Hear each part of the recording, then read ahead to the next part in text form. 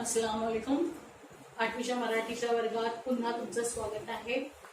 पुन्हा एकदा तुमच्या समोर पुढची कविता घेऊन मी हजर आहे. आय होप तुम्ही सगळे बरे असाल. याच्या आधीचा पाठ मी चित्रकार कसा झालो हा तुम्ही चांगल्या प्रकारे समजून घेतला असेल आणि आता त्याच्या पुढची कविता म्हणजे प्रभात, जी किशोर बळी यांनी लिहिलेली आहे. ही कविता आज आपण शिकणार आहोत. सगळ्यांकडे पाठ्यपुस्तके नसतील तरी मी व्हिडिओ क्लिपच्या शेवटी तुम्हाला जो पॅसेज किंवा जी कवितेचे एक फोटोकॉपी पाठवत आहे त्यामधून तुम्ही ती कविता पाहावी आणि त्याचे अर्थ वगैरे सगळे बरोबर लिहून पाठ करावे आणि करत असाल अशी माझी अपेक्षा आहे. घरी बसून अभ्यास करा. तर बघूया पोएम क्रमांक 3 प्रभात, पेज नंबर आहे 6. किशोर बळी एक प्रसिद्ध कवी आहेत. त्यांच्या पाकळ्या हा सारोळी संग्रह होता. पहाटेची प्रतीक्षे, अक्षरांचे सूर हे त्यांचे काव्य संग्रह राहिलेले आहेत. समाज शिक्षक पुरस्कार या पुरस्काराने त्यांना सन्मानित करण्यात आलेला आहे. तर पाहूया या कवितेचा परिचय आपण इथून पाहतो. परिचय सुरू होतो आपला इथून. तर आपण परिचय पाहूया. प्रभात म्हणजे सकाळ. सकाळ नेहमी सकाळ होते, तर नवीन दिवस उगवतो आणि नवीन जीवनाची सुरुवात होते.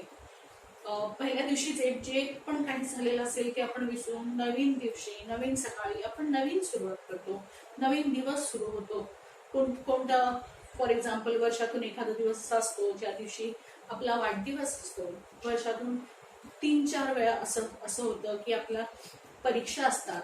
तो दिवस आपल्याला फार इम्पॉर्टंट असतो. आपला निकाल जेव्हा लागतो, रिझल्ट जेव्हा लागतो, ती सकाळ आपल्याला फार इम्पॉर्टंट असते.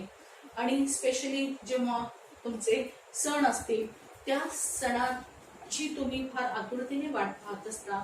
त्या सकाळची तुम्ही आतुरतेने वाट पाहत असता. तर अशाच प्रकारची सकाळ इथे कवीने सांगितलेली आहे, पण इथं थोडी डिफरंट टाईपची सकाळ आहे, प्रभात आहे. तर ती काय आहे? तर विज्ञान तंत्रज्ञानाच्या नव्या युगात ज्ञानाची नवनवी दालने खुली होत आहेत. विज्ञान आणि तंत्रज्ञान, सायन्स आणि टेक्नॉलॉजी यांची नवीन युगामध्ये नवीन दालने, नवीन सेक्शन, सोर्सेस सुरू होत आहेत. तर नव्या पिढीला कलागुणांच्या विकासाच्या नव्या संधी मिळत आहेत. तर नवीन पिढी जी आहे, न्यू जनरेशन जी आहे, त्याला आपले टॅलेंट दाखवण्यासाठी नवीन संधी मिळत आहे. तर अशा आश्वासक वातावरणात भेदभाव विसरून देशाला प्रगतीपथावर नेण्याच्या नव्या वाटा शोधण्याचे आवाहन कवी या कवितेतून करत आहेत. अशा आश्वासक वातावरणात म्हणजे अशा चॅलेंजिंग वातावरणात आपण भेदभाव विसरून स्वतःची प्रगती करून घ्यावी आणि आपल्याच प्रगतीबरोबर देशाची पण प्रगती होते. हे तर आपल्याला माहित आहे. एखादा मोठा सर्जन असेल, MD असेल, एखादा सायंटिस्ट असेल, जर त्यानं एवढं शिकलं, त्यानं मेहनत करून एवढं शिक्षण घेतलेलं आहे, त्याने रिसर्च केलेले आहे, तर त्याचा फायदा त्याला स्वतःला पण होतो, त्याच्या समाजाला पण होतो आणि त्याच्या देशाला पण होतो. तर इथे आपण स्वतःची प्रगती करून घ्यावी, त्या संधीचा फायदा उचलावा, बाकीचे सगळे भेदभाव विसरून आपली प्रगती करावी असे कवी म्हणतात. प्रस्तुत कविता किशोर फेब्रुवारी 2017 या मासिकेतून घेतलेली आहे. मासिक म्हणजे महिन्यातून एकदा जे प्रकाशित होतं त्याला आपण मासिक असे म्हणतो. तर त्यामध्ये लिहिलेली ही कविता आहे. पहा, हे ज्ञानाचे तेज पसरले नव्या युगाच्या नभात, कलागुणांच्या क्षितिजावरती ही प्रतिभेची प्रभात. हे ज्ञानाचे तेज कशाचे पसरले आहे? तर ज्ञानाचे तेज पसरलेले आहे नव्या युगाच्या नभात. नवीन युगाचे नभ आहे. नभ म्हणजे आकाश. या आकाशामध्ये आपल्याला ज्ञान मिळत आहे, ज्ञानाचे तेज पसरलेले आहे आणि अशा ठिकाणी कलागुणांच्या क्षितिजावरती ही प्रतिभेची प्रभात. कलागुणांच्या क्षितिजाचा एक अर्थ दिलेला आहे आपल्याला. आकाश पृथ्वीला टेकलेले आहे असे दिसणारी भासमान रेषा. म्हणजे काय? तर समुद्राच्या किनारी तुम्ही उभे राहिलेले असाल आणि जेव्हा तुम्ही सूर्यास्त पाहताय आणि जेव्हा तुम्हाला असं वाटतं, तुम्ही इथून दूरवर पाहता, तेव्हा तुम्हाला असं वाटतं की ते आकाश समुद्राला टेकलेले आहे. आणि त्या रेषेला आपण म्हणतो क्षितिज.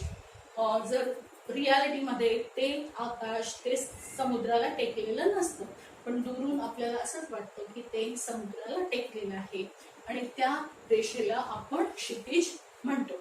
तर इथे ज्ञानाचे तेज पसरलेले आहे आणि कवी म्हणतो की त्या ज्ञानाच्या तेजामध्ये तुम्ही आपलं ज्ञान आत्मसात करून घ्या. म्हणजे आपण पाहतो आता न्यू जनरेशनसाठी फार फार मोठे सोर्सेस निघाले आहेत, फार कोर्सेस निघालेले आहेत. मुलं आपले विद्यार्थी काही ना काहीतरी स्वतःसाठी करू शकतात, स्वतःचा टॅलेंट दाखवू शकतात आणि याचीच आज देशाला पण गरज आहे आणि मुलांना पण गरज आहे की त्यांनी स्पर्धेमध्ये भाग घेतला पाहिजे. ओके, पुढे जाऊया. भव्य पटांगण बाग मनोहर फुलपाखरांचे जलस्फुलित, आपुलकीचा सुवास पसरे मना मनातून इथे निरंतर. निसर्गाची देणगी आहे आपल्याला. आपल्याकडे भव्य पटांगण आहे, सुंदर बाग मनोहर आहे आणि फुलपाखरांचे सुंदर जग पण आहे. म्हणजे निसर्ग सानिध्यात आपण राहतो, निसर्गाची देणगी आपल्याला लाभलेली आहे. आपुलकीचा सुवास पसरे मना मनातून इथे निरंतर. लोक पण एक दुसऱ्यांशी फार चांगल्या प्रकारे राहतात, एक दुसऱ्याविषयी आपल्या मनामध्ये आपुलकीची भावना ठेवतात आणि हाच सुवास निरंतर पसरत राहतो. तर गुरुजनांची अमूल्य शिकवण या स्पर्धेच्या युगात कलागुणांच्या क्षितिजावरती ही प्रतिभेची प्रभात. तर यावेळेस गुरुजनांची अमूल्य शिकवण फार फायदेशीर ठरते जर आपण शिक्षकांना फॉलो केलं, जर शिक्षकांनी सांगितलेल्या गोष्टी ऐकल्या, त्यांच्याकडून आपण काहीतरी शिकून घेतलं, तर या स्पर्धेच्या युगात आपण नक्कीच पुढे जाऊ शकतो. पण त्यांची अमूल्य शिकवण जर आपण मानली तरच. पुढे जाऊया. पुढचा स्टॅन्झा. पायाभरणी अस्तित्वाची, प्रयोगशाळा व्यक्तित्वाची. पायाभरणीची अस्तित्वाची, या जगातच इथेच तुम्हाला स्वतःच्या अस्तित्वाचं फाउंडेशन घालायचं आहे. अस्तित्व म्हणजे एक्झिस्टन्स. तुम्ही जगामध्ये येता आणि जेव्हा तुमची वेळ होते तेव्हा तुम्ही जगातून निघून जाता. लोक जेव्हा जगातून निघून जातात तर तेव्हा लोक त्यांना आठवत नाही, तर त्यांच्या कामांना त्यांना नेहमी कामावरून त्यांना आठवलं जातं की हा माणूस. फॉर एक्झाम्पल आपण गांधीजी बघूया. गांधीजींच्या कामगिरीमुळे, गांधीजींनी देशाची जी सेवा केली त्यावरून लोक त्यांना ओळखतात. किती सारे फ्रीडम फायटर्स झाले, त्यामध्ये आपण मुस्लिम्स पण होते, हिंदूज पण होते, तर त्यांच्या कामगिरीमुळे लोक त्यांना हिस्ट्रीमध्ये, इतिहासामध्ये आज पण आठवण ठेवतात त्यांची. तर इथे पायाभरणी अस्तित्वाची, या जगात आल्यानंतर आपल्याला काहीतरी असं केलं पाहिजे ज्यामुळे आपलं अस्तित्व तिथे टिकून राहील. प्रयोगशाळा व्यक्तित्वाची, आणि ही काय आहे प्रयोगशाळा. प्रयोगशाळा म्हणजे लॅब, सायन्स लॅब म्हणतो, तिथे आपण वेगवेगळे प्रयोग करतो, एक्सपेरिमेंट करतो. तर हे जगच व्यक्तित्वाची प्रयोगशाळा आहे. तन सुदृढ मन विशाल होई, इथे रुजवणं त्या तत्वाची.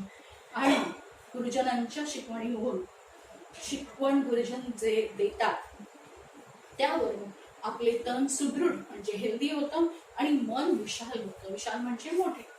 इथे रुजवणं त्या तत्वांची, आणि या मॉरल्सला इथं रुजवलं जातं, इथं त्यांना त्यांचे बीज पेरले जाते.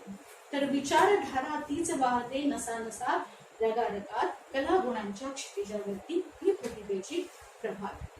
याच प्रकारची विचारधारा प्रत्येक नसामध्ये चालते की गुरुजनांच्या शिकवणीवरून आपण जे काही स्वतःच्या मनामध्ये स्वतःमध्ये आत्मसात करतो, शिकून घेतो, तेच आपली विचारधारा आपल्या रक्तामध्ये चालत राहते. म्हणजे आपण बालपणी शिक्षण जे घेतो, संस्कार जे शिक्षकांकडून आपल्याला मिळतात, तेच आयुष्यभर संस्कार आपल्याकडे टिकून राहतात आणि कलागुणांच्या क्षितिजांवरती ही प्रतिभेची प्रभात.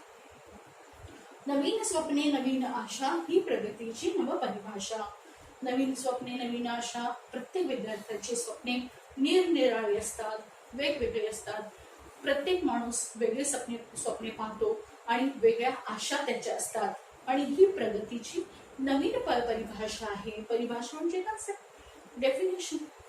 तर ही नवीन प्रगतीची परिभाषा आहे.